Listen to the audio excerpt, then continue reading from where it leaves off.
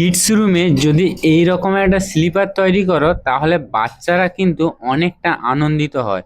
তো চলো, এই হচ্ছে আমাদের কিডস রুম ফার্নিচার, যেখানে বাচ্চাদের আনন্দিত করার জন্য এক সাইডে সিঁড়ি আর ওপরে বাঙ্কার আর সাইডে করেছি স্লিপার, যেটা কিন্তু বাচ্চারা অনেকটা খুশি হয়ে যাবে।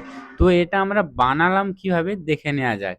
তো এই হচ্ছে আমরা 70 ইঞ্চি হাইটের আর লেন্থ 70 ইঞ্চি দুটো প্লাই কাটিং করে নিয়েছি।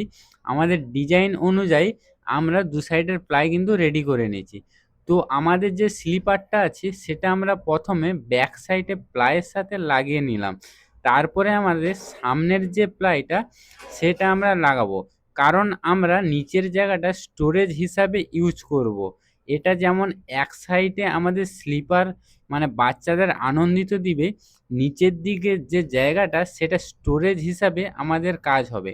তো এই সাইডের প্লাইটা আমরা আমাদের ডিজাইন অনুযায়ী কাটিং করে নিয়েছি, যেহেতু কিছুটা ওপেন থাকবে আর কিছুটা স্টোরেজ হবে। তারপর সামনের যে প্লাইটা সেটা আমরা নেল দিয়ে আর স্ক্রু দিয়ে ভালোভাবে ফিক্স করে নেব।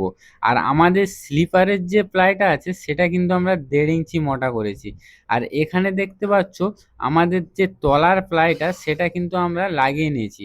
আর নিচে থেকে 9 ইঞ্চি ছেড়ে তলার প্লাইটা লাগিয়েছি। আর ওপরে ওপেনের জায়গা ছেড়ে একটা কিন্তু সেলফ হবে।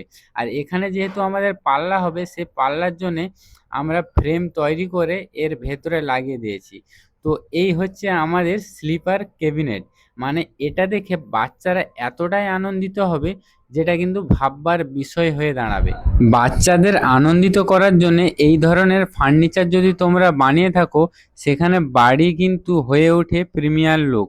তো ফ্রেন্ড, বিশাল লাইফস্টাইল ফার্নিচার চ্যানেলটা তোমরা সাবস্ক্রাইব করে নাও, কারণ এর নেক্সট ভিডিওতে দেখাবো ফুল কমপ্লিট ডিটেলসে পুরো ভিডিও। আর বাচ্চাদের আনন্দ দেওয়ার জন্য এই রকম কিডস রুম ফার্নিচার কারা কারা বানাতে চাও আমাকে কিন্তু অবশ্যই কমেন্ট করে জানিও। দেখতে পাচ্ছ একদিকে সিঁড়ি, ওপরে বাঙ্কার আর একদিকে স্লিপার।